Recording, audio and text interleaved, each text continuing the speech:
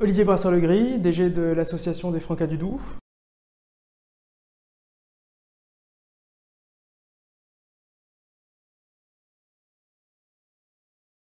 Donc là, l'enjeu qui s'est posé, en tout cas en 2020, c'était l'articulation entre les salariés plus vulnérables, plus exposés à cette crise sanitaire, les salariés qui étaient totalement engagés, mais pour lesquels on devait en tout cas s'assurer de la mise en œuvre de l'ensemble des consignes. Et aussi un troisième niveau qui est extrêmement important, c'est la sensibilisation aux mesures d'hygiène et aux mesures sanitaires qui sont opérées.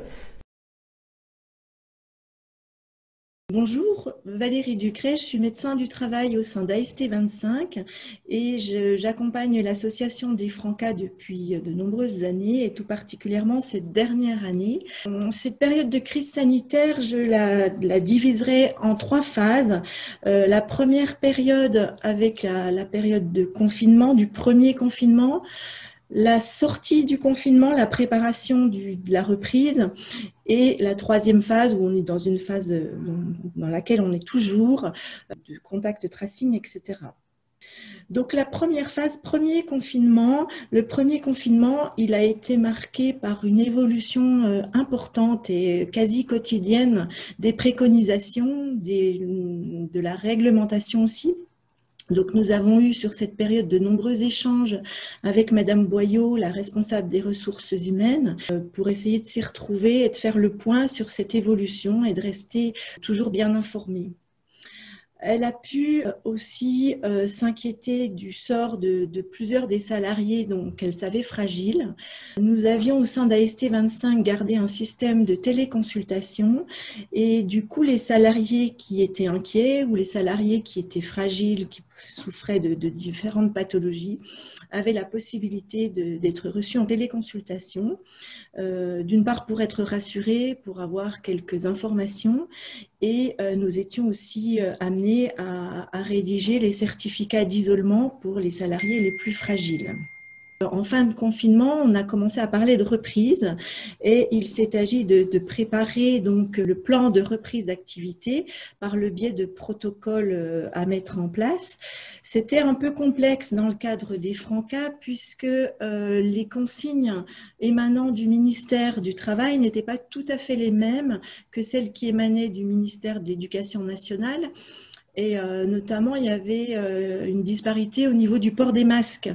Donc, au niveau de la sortie du confinement, nos ergonomes avaient mis en place une cellule d'aide à la reprise d'activité et ils pouvaient être sollicités eux aussi pour l'aide à la mise en place de ce protocole de reprise. Troisième phase, donc c'est la phase dans laquelle nous sommes actuellement avec les fameux contacts tracing. Madame Boyot est souvent en lien avec moi pour m'informer des mesures qui ont été prises dans le cadre de tracing, même si au niveau de l'ARS, les choses sont bien suivies, mais je suis systématiquement informée et questionnée si besoin quand un cas positif est diagnostiqué dans une structure. Les DUERP, le fameux DUERP, document unique d'évaluation des risques professionnels. Alors c'est un très beau document qui peut être un document standard utilisé pour se conformer à la réglementation.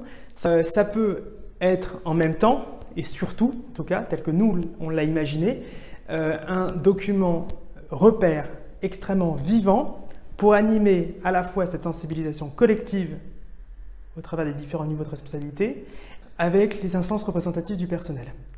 Et on est descendu d'un niveau, action par action, quelles sont les mesures pertinentes et adaptées au poste de travail que nous pouvons mettre en œuvre avec les collègues, les collaborateurs, les équipiers, les animateurs et les structures. Qu'est-ce qui est possible de faire, qu'est-ce qui est faisable, quelle réalité nous donnons et comment on fait en sorte de transformer finalement l'essai en une opération viable et adaptée dans l'amélioration finalement des conditions de travail des salariés. Finalement, le passage entre la simple prévention des risques dans un document formel devient un outil collaboratif.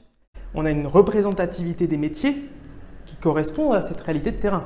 Et on a même intégré 3 personnes supplémentaires pour pouvoir avoir davantage d'écho du terrain. L'accord d'entreprise prévoyait une valorisation des heures qui correspondent à des missions aussi, alors des missions larges parce qu'on ne prescrit pas évidemment le dialogue social, mais qui correspondent à des missions pour donner les moyens suffisants aux représentants du personnel de pouvoir s'imbiber des dossiers et du travail, de dépasser les chambres d'enregistrement pour être sur un travail collaboratif. Pourquoi on l'inscrit dans le schéma directeur des ressources humaines? Parce que on voit qu'il y a une imbrication nécessaire des actions qu'on souhaite mener avec l'ensemble des fonctions. Et ça ne s'arrête pas à l'entretien d'embauche et à l'intégration finalement sur son poste de travail ou aux mesures que l'on met en œuvre dans le cadre de notre collaboration avec la médecine du travail. Donc une approche qui était globale, qui était importante de l'intégrer dans le schéma directeur. Et c'est pour cela que le programme d'accompagnement d'inclusion que l'on a mené avec la GFIP a été extrêmement ambitieux de notre part parce que c'était aussi un souhait de pouvoir avoir un regard extérieur, d'accompagnement, mais aussi d'un plan d'action opérationnel très concrète. Le tableau de préconisation et notre schéma directeur a pu être alimenté par cette action très forte et ce tableau des préconisations dans le cadre de l'inclusion et de la diversité. Une des premières actions évidemment sur le pilotage, c'était d'avoir un référent qualité de vie au travail, inclusion et mixité. Cette intégration-là, elle est nourrie d'une expérience antérieure et d'une sensibilité très forte évidemment d'une direction des ressources humaines ou d'une direction générale, mais elle doit s'appuyer sur une réalité de terrain. Et ce lien opérationnel nous manquait, et c'est pour ça que ce référent inclusion, diversité, mixité, qualité de vie au travail, elle est cadre de l'association, elle a une connaissance du réalité de métier parce qu'elle est passée par un certain nombre de niveaux, donc son profil professionnel permet d'avoir une vraie connaissance des différents métiers dans la structure. Et puis donc elle va être concrètement pouvoir illustrer par la gestion de son équipe et les influences qu'elle a de son équipe, de la capacité ou pas à adapter de façon très progressive, parfois non linéaire, l'adaptation à un poste de travail ou le maintien dans l'emploi. C'est extrêmement important qu'on ait ce binôme de vision, cette intégration entre la réalité du terrain et puis notre schéma. Il se résume en deux approches. Une première approche, c'est la valorisation du métier, de la réalité du terrain, la valorisation de l'appropriation des outils de communication, des consignes que l'on peut voir de façon très exogène, alors qu'en fait ce sont des outils d'appropriation d'une intelligence collective. Donc ça, il y a un gros travail de valorisation qui a été mené. Et puis le deuxième axe, qui est une systématisation, c'est-à-dire se dire que l'expérience induite par un cas individuel devient ou abonde une réflexion plus globale sur notre schéma directeur, notre parcours, notre dynamique et notre réalité finalement de l'action, puisqu'on se dit bienveillant ou on se dit humaniste, il faut pouvoir le démontrer. On a pu réaliser dès le départ, dès la fin du premier semestre 2020, des actions de sensibilisation collective pour nos salariés et pour les saisonniers. Une approche un peu moins classique, c'était de s'ouvrir à un autre univers, à d'autres univers.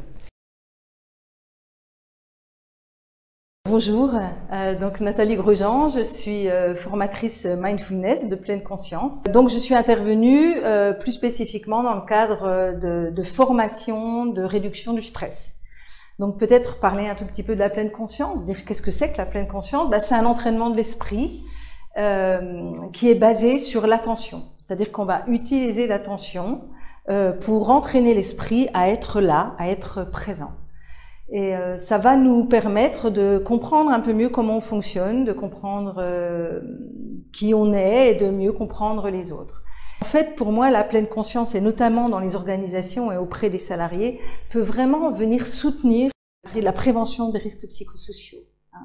Puisque la pleine conscience va intervenir sur différents domaines, donc la santé et le bien-être, très important, mais également le développement de l'intelligence émotionnelle, comprendre les émotions, comprendre qu'est-ce qui se passe à l'intérieur de nous, et puis le développement des compétences psychosociales, c'est-à-dire savoir être avec l'autre, savoir communiquer en conscience, savoir exprimer nos besoins, et puis développer aussi des qualités de bienveillance, d'empathie, et donc pour apprendre à mieux vivre ensemble. On a plutôt travaillé sur la compréhension du stress, la physiologie du stress, comprendre comment est-ce que je fais l'expérience du stress, c'est-à-dire identifier à l'intérieur du corps les signaux du stress, comprendre également les déclencheurs du stress, qu'est-ce qui fait que quand je suis au travail, qu'est-ce qui va déclencher le stress, Et à force de comprendre et d'identifier ces différentes choses, ben finalement pouvoir prendre soin de moi et pouvoir apprendre à réguler le stress à travers un certain nombre d'outils basés sur la pleine conscience. Voilà. Donc plus j'ai conscience de ce que je vis, plus j'ai conscience finalement des signaux intérieurs, j'appelle ça moi le tableau de bord intérieur, plus je vais pouvoir m'adapter à la situation, plus je vais développer des capacités d'adaptation en santé à la situation. Donc je pense que c'est ce qu'on a essayé de faire cette année dans le cadre des formations qui ont été mises en place auprès des Francas.